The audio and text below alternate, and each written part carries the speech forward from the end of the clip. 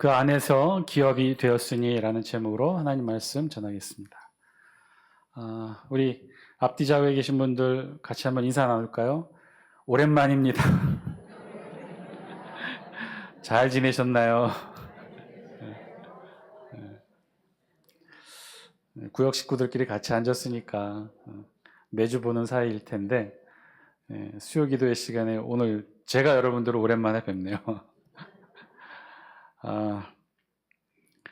여러분, 이 사진 속에 보여주는 얼굴이 누구인지 혹시 아셔요? 누굴 것 같아요? 누굴 것 같아요? 이효리 씨였어요. 이 머니투데이 신문 기사에 2024년 1월 17일자, 올해 초였죠. 올해 초 신문 기사에 난 제목이에요. 그런데 44세, 44세라는 것도 믿겨지지 않지만 이효리 하면 우리 대한민국 모든 사람들이 기억하는 미녀 가수인데 그런데 저렇게 주름이 또 민낯이 이렇게 볼 줄은 몰랐는데 그런데 이 사진을 인스타 자기가 직접 올렸어요. 뭐라고 올렸냐면 인스타에 사진과 함께 서울에 눈이 많이 내려요. 여러분 춥지 마세요. 아주 자신 있게 당당하게 화장과 메이크업을 하지 않은 생얼을 그대로 다 보여줬는데 저기에는 주름도 자글자글하고 세월의 흔적들이 가득 담긴 모습을 그대로 보여주게 된 거죠. 그래서 이 사진을 통해서 스스로가 공개했으니까 많은 사람들로부터 실망을 받을 줄 알았는데 오히려 많은 이들이 칭찬과 응원을 보내는 댓글이 더 많이 달렸다고 합니다. 그래도 왠지 제 마음이 아프네요. 진짜 미인이었는데 세월은 참 속일 수가 없나 봅니다. 물론 양사모가 더 이쁘지만 큰일 날 뻔했네요.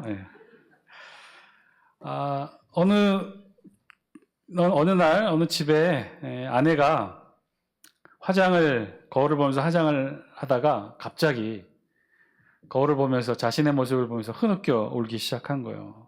옆에 있던 남편이 놀라서 물었던 거죠. 아니 갑자기 왜 우는 거야? 그랬더니 아내가 풀죽은 목소리로 거울을 보면서 이렇게 말하는 거죠. 내가 이렇게까지 나이 들고 얼굴이 쭈글쭈글해졌어? 정말 이 모습이 나란 말이야?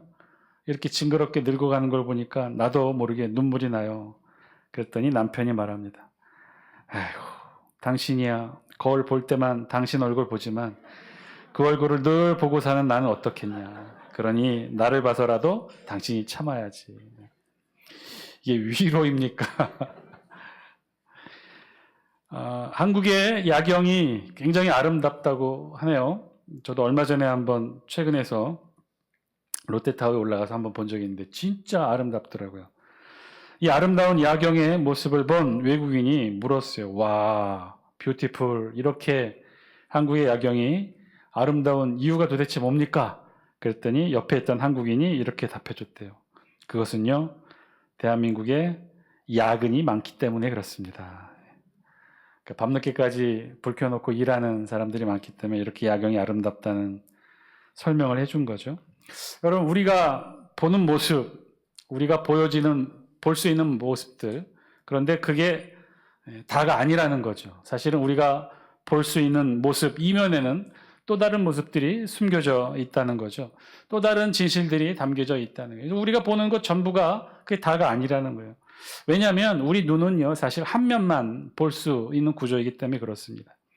물론 우리 눈이 두 개가 달려 있어서 완전 평면으로만 보는 건 아니고 입체감 있게, 거리감 있게 볼 수 있다고는 하나, 그래도 우리 눈이 앞에 달려 있는 이상 우리가 보는 대상의 뒷면의 모습, 이면의 모습, 또 다른 진실의 모습은 볼 수가 없는 것이죠.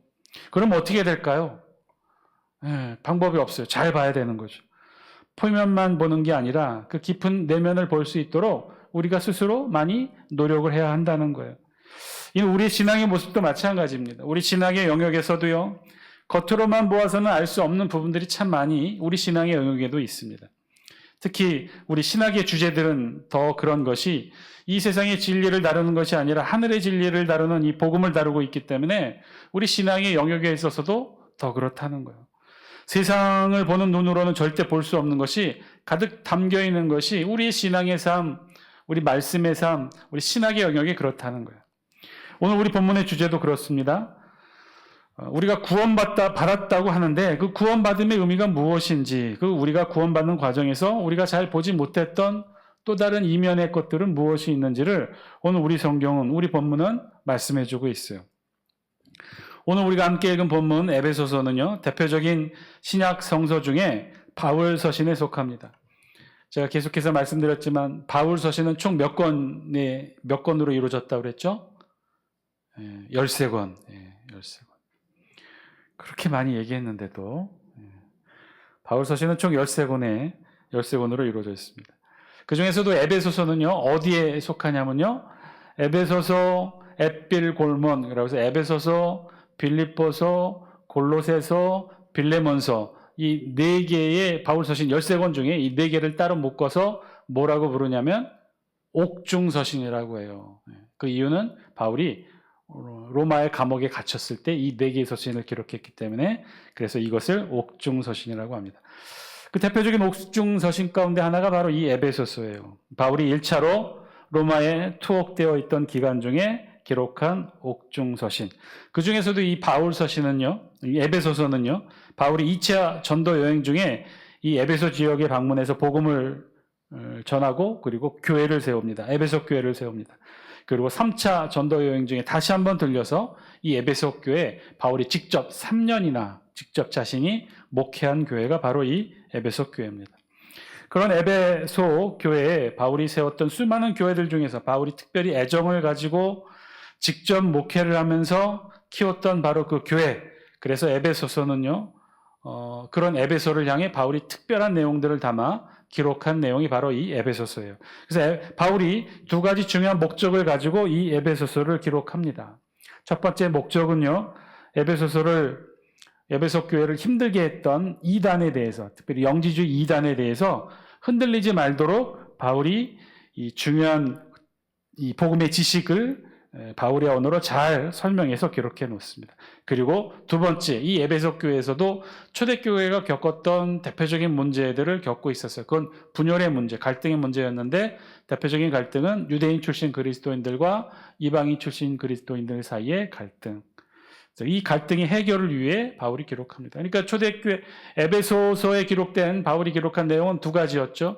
첫 번째는 영지주의 이단에 대해서 바른 신학을 정립하기 위해 기록한 목적이 있고, 또 2번째는 에베소 교회 안에 있는 대표적인 갈등, 이 갈등의 해소를 위해 바울이 기록을 합니다.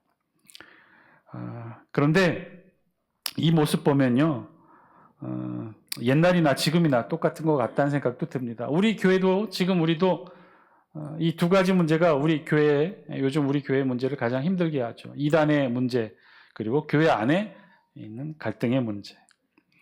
초대교회도 그랬어요. 초대교회도 에베소서는요, 당시 대부분 초대교회를 힘들게 했던 이 영지주의 이단에 아주 많이 힘들어했습니다.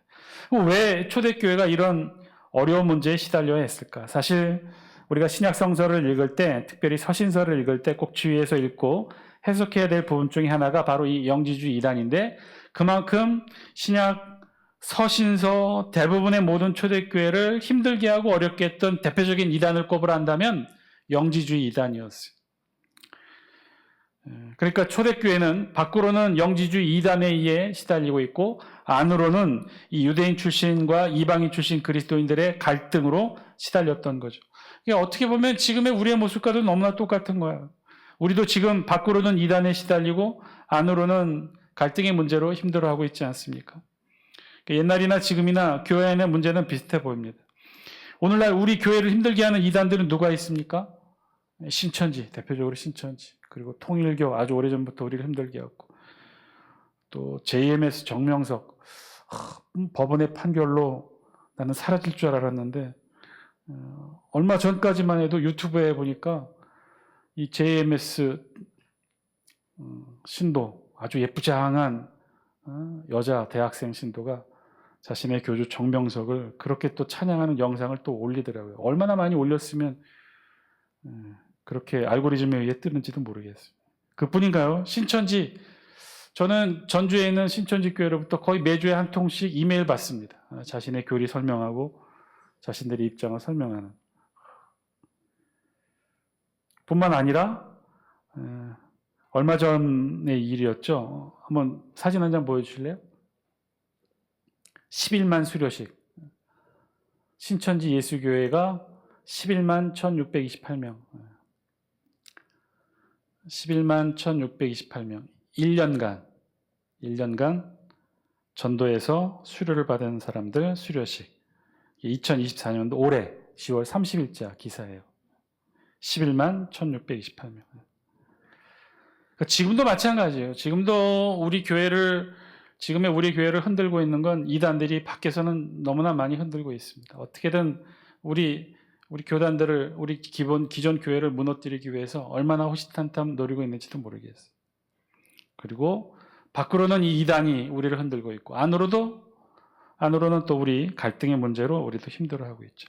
초대교회가 마찬가지예요. 초대교회도 당시 초대교회를 흔들었던 건 밖으로는 이 영지주의 이단, 그리고 안으로는 또 유대인 출신 그리스도인들과 이방인 출신 그리스도인들 사이의 갈등. 자, 초대교회를 흔들었던 이 영지주의 이단, 영지주의는 어떤 것이었을까요? 지금 우리 이단은요, 자칭 재림 예수라고 하는 이단 교주를 중심으로 정말 말도 안 되는 이단들이 힘을 얻고 득세하고 있지만, 초대교회의 영지주의는 그렇지 않았어요. 영지주의는요, 한마디로 말하면 플라톤의 이원론 철학 사상이었어요. 그거 자체만으로도 일반 세상에서는 높은 수준을 갖춘 학문이었어요. 그런데 이 철학 사상이 교회 안으로 들어온 거예요. 왜 그랬을까요? 한마디로 말하면 초대교회가 영지주의라고 하는 이 당시의 수준 높은 철학 사상에 의해 매우 많이 힘들었던 이유 중에 하나는요, 바울은 멀고 서신서는 더디 오기 때문에 그래요. 초기 기독교, 마땅한 성서도 없었어요. 기껏 성서라고 한다면 유대교의 구약 성서가 전부였을 거예요. 그리고 나머지 신약 성서라고 할 수 있는 것들은 이 사도들이 기록한 서신서가 대부분이었을 거예요.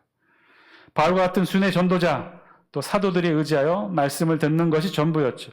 그래서 바울 서신서는요, 신약시대 초대교회 성도들의 영적 갈증을 해결해주는 유일한 말씀의 출구였어요. 그런데 그런 바울이 수많은 교회는 세워졌지만 바울은 떨어져 있었고, 그리고 바울이 보낸 서신서는요, 로마 제국 당시 우편 시스템이 있었으나 오늘날 같지는 않았겠죠. 한참을 걸려서 도착을 합니다.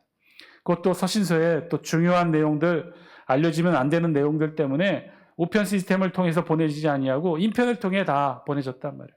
그러니까 바울은 멀리 떨어져 있고 바울이 쓴 서신서는 늦게 도착하고, 그러니 전 세계에 흩어져 있던 개교회들은 이 중요한 영적인 문제들, 갈등의 문제들, 이런 것들을 그럼 어떻게 해결해야 될까 찾고 알기 위해서 뭘 선택한 거예요?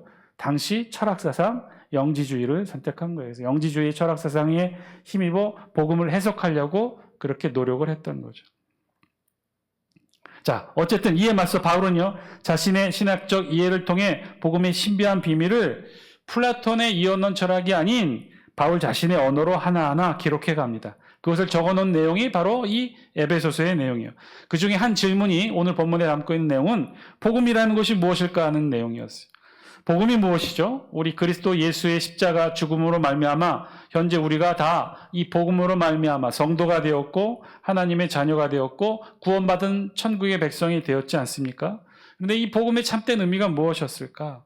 그리고 이 복음 속에 담겨있는 하늘의 비밀함은 무엇인지, 플라톤의 이원론 철학이 아닌 바울이 자신만의 독특한 신학적 언어로 이것들을 잘 기록해 갑니다. 그것을 기록한 내용 중에 하나가 바로 오늘 본문 7절의 말씀이에요. 이제 어려운 거 다 끝났어요. 이제 쉬운 내용일 겁니다. 우리 영상을 통해 7절 말씀 우리 같이 함께 읽습니다. 7절입니다. 시작. 우리는 그리스도 안에서 그의 은혜의 풍성함을 따라 그의 피로 말미암아 속량 곧 죄사함을 받았느니라. 우리는 그리스도 예수로 말미암아 어떻게 됐다는 거예요? 속량, 예수 그리스도께서 대신 우리 죄를 위에 십자가의 죽으심으로 말미암아 우리가 어떻게 된 거예요? 죄사함을 받았고 그로 인해서 우리가 어떻게 됐어요? 구원을 받았다는 거예요. 자, 그런데 우리가 이 7절 말씀을 주의 깊게 보아야 될 것은 그것의 의미가 단순히 우리가 구원받았음만을 의미하는 것이 아니라는 거예요. 여기에는 조금 더 세밀하고 우리 눈에는 잘 보여지지 않은 그 이면에 소중한 것들이 담겨져 있어요. 깊은 함의가 담겨 있어요. 단순히 예수가 우리를 속량하고 그래서 우리가 구원받은 것만을 의미하는 것이 아니라 이 놀라운 대속의 은혜를 입는 과정에서 우리도 모르는 비밀한 은혜를 우리가 경험하게 된다는 거예요. 그것이 무엇이냐? 우리 7절 말씀 다시 한번 볼까요? 7절에 보니까 이렇게 기록하고 있어요. 같이 한번 읽습니다. 시작. 우리는 그리스도 안에서 그의 은혜의 풍성함을 따라 그의 피로 말미암아 속량 곧 죄사함을 받았느니라. 그의 피로 말미암아 속량 곧 죄사함을 받았느니라. 이건 우리가 알고 있는 예수 그리스도의 대속적 죽음을 통해 우리가 구원받았다는 사실이죠. 그런데 그 전에 앞에 한 가지가 더 있다는 거예요. 뭐예요? 그의 은혜의 풍성함을 우리는 더불어 받게 되었다는 거예요. 예수 그리스도의 그의 은혜의 풍성함을 우리는 더불어 받게 되었다는 거예요. 우리 구원만 받은 존재가 아니라는 거예요. 우리가 신분의 변화만 일어난 게 아니라 우리는 그 과정 속에서 구원받는 과정 속에서 무엇을 받고 누리게 되었다는 거예요? 은혜의 풍성함을 받고 누리게 되었다는 거예요. 구속의 구원의 은혜를 누린과 동시에 예수 그리스도의 죄사함을 받는 동시에 우리는 또한 동시에 예수 그리스도의 은혜의 풍성함을 또한 함께 누리게 되었다는 거예요. 그럼 그것이 무엇이냐? 우리 8절 말씀 같이 함께 읽습니다. 8절입니다. 시작. 이는 그가 모든 지혜와 총명을 우리에게 넘치게 하사. 뭐라고요? 우린 단순히 구원만 받은 게 아니라 은혜의 풍성함도 누렸는데 그 은혜의 풍성함을 뭐라고 표현하고 있어요? 그가 모든 지혜와 총명을 우리에게 넘치게 했다는 거예요. 모든 지혜와 총명, 이 모든 지혜와 총명은 예수 그리스도로부터 얻게 되는 지혜와 총명이에요. 이건 곧 하늘의 지혜와 총명을 의미한다는 거예요.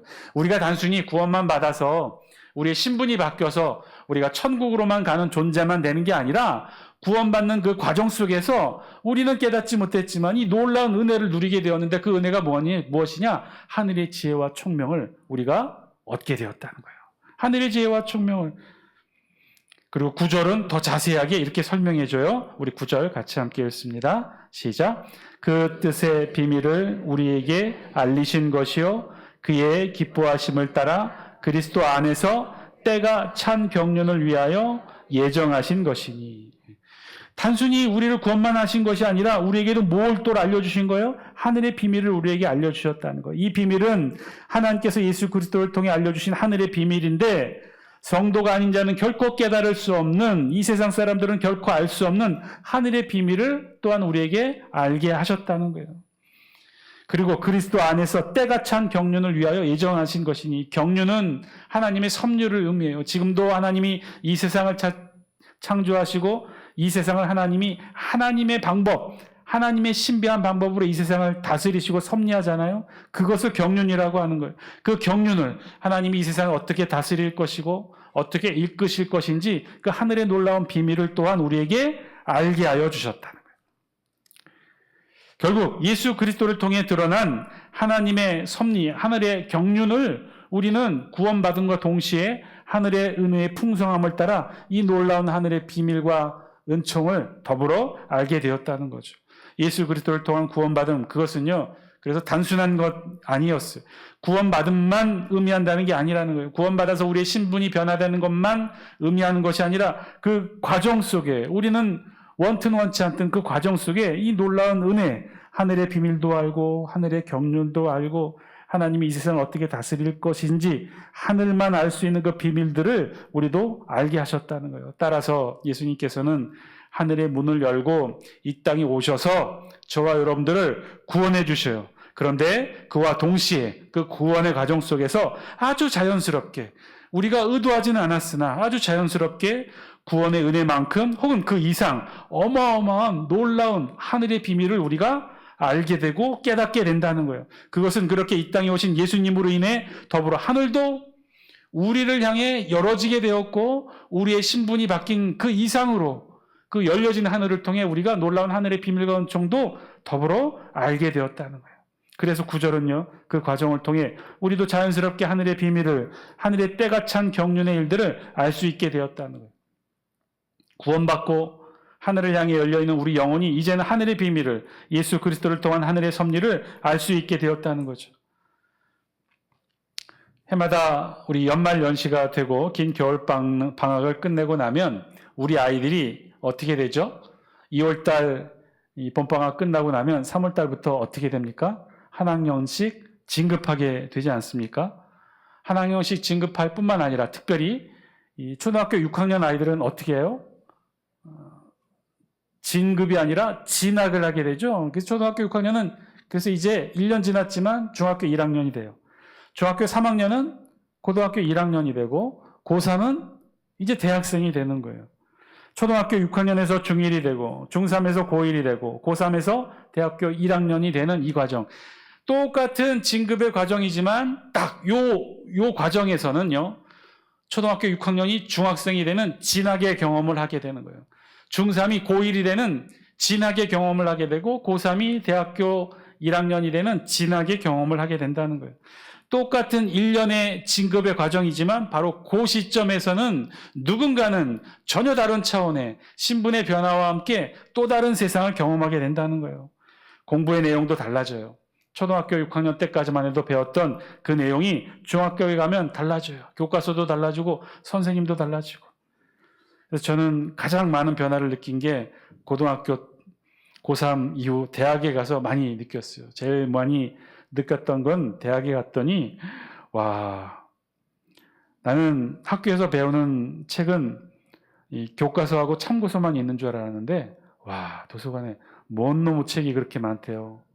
어마어마하게 많더라고요. 저는 신학대학을 나왔는데 신학대학이면 단과대학이잖아요. 신학대학 안에 공과대학의 서적들이 필요 없단 말이에요. 그럼 신학대학 도서관에 가면 온통 신학서적만 있지 않겠습니까? 그럼 신학서적이 뭐 그렇게 많을까? 어마어마하게 많아요. 어마어마하게 많아요. 진짜 정말 많아요. 고등학교에서 대학교로의 진학 딱 1년, 똑같은 진급식이 1년이었는데 고등학생에서 대학생이 된 건 어마어마한 변화였어요. 교과서와 몽둥이를 들고 가르치던 선생님에서 책이 잔뜩 든 주머니, 교수님이 강의 들어올 때 고등학교 때 못 봤던 모습이에요. 우리 에코백이라고 하죠. 천으로 된 그 백. 교수님들은 그런 가방. 천으로 된 가방. 조금 심하게 말하면 저기 우리 장 볼 때 보는 가방 있죠. 예. 조그맣게 접혀져 있는데 펼치면 큰 가방 되는 거. 정말 거짓말 않고 거기에다가 책을 담아서 교실마다 오셔요. 교수님들이. 왜냐하면 그냥 일반적인 폼나는 모양새에 있는 가방이 다 안 들어가니까. 그러니까 그런 가방 들고 다니죠. 그래서 대학 가서 남자들도 저런 가방 들고 다니네? 근데 교수님이 말씀하시더라고요. 자기네 유학 갔을 때 독일이고 프랑스고 미국이고 교내에서는 다 학생들도 교수님들 다 이런 가방에 책 넣어 다닌다고 하더라고요. 그 모습 보고 놀랬고 대학 가서도 놀랐고 도서관 가서도 놀랐는데 여러분 우리가 그렇다는 거예요. 저와 여러분들이 예수 그리스도 만나고 예수 그리스도의 보혈의 은혜로 우리가 구원을 받았잖아요. 근데 구원 받았는데 여기에서 우리의 신분의 변화를 통해 너무나 많은 것들이 변화됐다는 거예요. 우리의 신분만 변화된 것이 아니라 우리 주변에 있는 우리와 함께 접해 있는 모든 것들이 너무나 많은 변화를 이루게 되었다는 거예요. 우리도 그렇다는 거예요.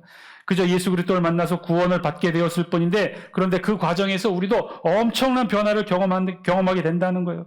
그것은 마치 고3이 대학생이 되었을 때의 변화처럼 책이라고는 교과서와 참고서가 전부였는데 엄청난 도서관의 수많은 책들을 보게 되는 것처럼 이제 우리도 그렇게 변화가 되었다는 거예요. 구원받은 백성답게 이제 우리도 하늘의 도서관을 마음대로 출입할 수 있는 출입증이 저와 여러분들에게 생긴 거예요. 교과서에서만 나오는 것들이 아닌 이 세상에서만 나오는 인생 교과서에서만 나오는 것들만이 아닌 저 하늘보화 창고에 어마어마한 인류 창조와 세계를 다스리시는 하나님의 경륜이 가득 담겨 있는 하늘의 그 도서관에 마음대로 출입하여 이 세상의 비밀도 알 수 있는 그 놀라운 비밀의 은혜를 하나님이 저와 여러분들에게 주셨다는 거예요. 어떻게 해요? 말씀을 통해서, 기도를 통해서, 예배를 통해서, 찬양을 통해서 우리의 열린 영혼이 하늘과 접했을 때 그 무수한 이 세상에서는 경험할 수 없는 놀라운 은혜의 풍성함에 때가 찬 하나님의 경륜들을 다 우리가 접하고 배울 수 있게 되는 놀라운 축복을 하나님이 우리에게 주셨다는 거예요. 이 세상 사람들은 알지 못하는, 아니 알고 싶어도 알 수 없었던 그 놀라운 하늘의 비밀이 가득 담겨 있는 그곳을 이제 우리가 자유스럽게 접하고 알 수 있게 되고 언제든지 하나님이 그 모든 것들을 우리에게 열어주셨다는 거예요. 그래서 하나님이 말씀하셔요. 오늘 본문의 가장 중요한 말씀, 다 함께 11절 말씀 같이 함께 읽습니다. 시작. 모든 일을 그의 뜻의 결정대로 일하시는 이의 계획을 따라 우리가 예정을 입어 그 안에서 기업이 되었으니. 우리가 예정을 입어 하나님이 우리에게 구원을 베풀어 주신 그 예정의 프로세스에 따라 우리가 구원을 받아서, 그런데 우리가 어떻게 됐느냐? 구원만 받은 것이 아니라 우리가 어떻게 됐어요? 그 안에서 기업이 되었다는 거. 오늘 가장 핵심의 말씀. 하나님의 예정하심에 따라 구원을 받은 우리가 어떻게 되었다는 거예요? 구원받은 우리가 그 안에서 기업이 되었다는 거예요. 이 기업은 하나님의 기업을 말하고 하늘의 기업을 말한다는 거예요. 구원받은 이 세상의 모든 그리스도인들이 하나님의 자녀로 신분만 바뀐 게 아니라 그 안에서 하늘의 기업, 하나님의 기업을 이루게 되었다는 거예요. 왜요? 예수 그리스도께서 이 땅에 우리에게 구원의 은혜를 가져오시기 위해 하늘에서 이 땅으로 오시면서 동시에 하늘을 열어주셨고, 그래서 구원받은 모든 백성들에게 하늘에 있는 모든 은혜의 풍성함과 때가 찬 경륜들을 마음껏 누릴 수 있는 비밀의 은혜를 우리에게 다 주셨기 때문에, 그래서 우리는 이 땅을 살아가지만 뭐가 되었다는 거예요? 하나님의 기업, 하늘의 기업이 되었다는 거예요. 사랑하는 장수교 성도 여러분, 졸업장만 따도 사회생활 하는데 아무 지장이 없을 거예요. 성적이 어떻게 되든 어떤 공부를 하든 졸업장만 있어도 될 수 있을 거예요. 그러나 하나님은요, 저와 여러분들에게 무엇도 주셨냐면요, 졸업장만이 아니라 하늘의 비밀을 알 수 있는 기회를 저와 여러분들에게 주셨다는 거예요. 그리스도의 지혜와 총명을 우리에게 넘치게 하셨고, 때가 찬 하늘의 경륜도 우리에게 알게 하셨다는 거예요. 은혜의 풍성함으로 저와 여러분들을 채워주셨다는 거예요. 그러니 여러분, 애써 세상의 지식으로 여러분들을 채우려 하지 마세요. 세상의 지식이여 봐야 그건 뭡니까? 인생, 한평생 인생 얻고 난 경험의 찌끄러기들 아닙니까? 그게 뭐 그리 소중하다고 그거에 연연하셔요? 왜 그거에 귀 기울이셔요? 그러지 마세요. 우리가 정말 귀 기울이고 붙들고 삼어야 될 것은요, 저 하늘에 있어요. 하나님이 그러라고 저와 여러분들에게 하늘을 열어주신 거예요. 예수 그리스도께서 이 땅에 그 하늘을 뚫고 내려오시면서 그 길을 열어주셨어요. 저와 여러분들에게 하늘의 보화를 알려주셨고, 은혜의 풍성함과 때가 찬 경륜까지도 알 수 있도록 그렇게 하늘의 문을 열어주셨어요. 그래서 우리가 예정을 입어 그 안에서 기업이 된다고 했어요. 특별히 오늘 우리가 총구역 연합예배로 드리고 있는데, 우리의 이 구역이야말로 오늘 본문이 말씀하시는 하늘 기업의 가장 작은 단위인 줄 믿습니다. 우리가 하늘의 기업이 된다고 했어요. 이 또한 역시 우리 구역이 또한 하늘의 기업이 된다는 거예요. 그 안에서 기업이 되었으니, 같은 구역 안에서 서로를 위해 기도하고 함께 예배드리고 같이 위로하고 격려하고, 문제가 생겼을 때 우리가 서로에게만 의지하는 것이 아니라 우리가 어떻게 해요? 같이 하나님께 하늘을 향해 기도하지 않습니까? 하늘을 향해 기도할 때 하늘의 은혜의 풍성함과 때가 찬 경륜이 함께 우리 구역 안에 하늘의 기업으로 차고 충만해져서 넘치게 되는 줄 믿습니다. 그 은혜를 함께 나누는 것이 우리 구역이고요. 그 은혜로 인하여 우리가 함께 하나님의 기업이 되는 게 우리 구역이라는 거예요. 함께 예배드리고 함께 나누고 함께 식사하고 함께 기도하고 함께 위로하고, 우리 구역이 그런 하늘의 비밀을 깨닫고 고백하고 나누는 복된 은혜의 자리, 하늘의 기업이 되는 자리인 줄 믿습니다. 여러분, 이게 행복이죠. 구역 모임하고 구역장이 나를 챙기고 전화하고 서로 주일에 만나면 반갑고 가끔씩 우리 구역 식구들과 함께 식사도 하고, 오늘 말씀에 의하면 이 구역 모임이 그 안에서 함께 하늘의 기업이 되는 줄 믿습니다. 여러분, 이게 행복인 줄 믿으시기 바랍니다. 여러분, 우리 같이 따라해 볼까요? 그 안에서 기업이 되었으니, 그 안에서 기업이 되었으니, 우리가 기업이 된 거죠. 우리 구역이 기업이 된 거예요. 우리 구역이 함께 하늘의 은혜를 나누며 천국의 비밀을, 때가 찬 경륜을, 은혜의 풍성함을 나누는 그런 하늘의 기업이 된 거예요. 여기에 행복이 있고, 여기에 기쁨이 있고, 여기에 하나님께서 저와 여러분들을 붙들어 인도해 주셔서 하늘의 기업으로 풍성히 채워주시는 줄 믿습니다. 여러분 1년 동안 수고하셨어요. 같이 모이고 또 예배드리고 나눔을 하고 그 안에서 기업이 되었으니 이 말씀처럼 우리 안에서 하늘의 기업을 이루고 하늘의 은혜를 함께 나누는 충만한 하늘의 축복의 기업이 되게 되는 줄 믿습니다. 그 일에 제일 열심히 하셨던 우리 구역장님들, 우리 구역장님 손 한번 잡아주실래요? 수고하셨습니다. 말씀도 해주시고, 우리 권찰 손 한번 잡아주시고, 고생하셨습니다. 애썼습니다.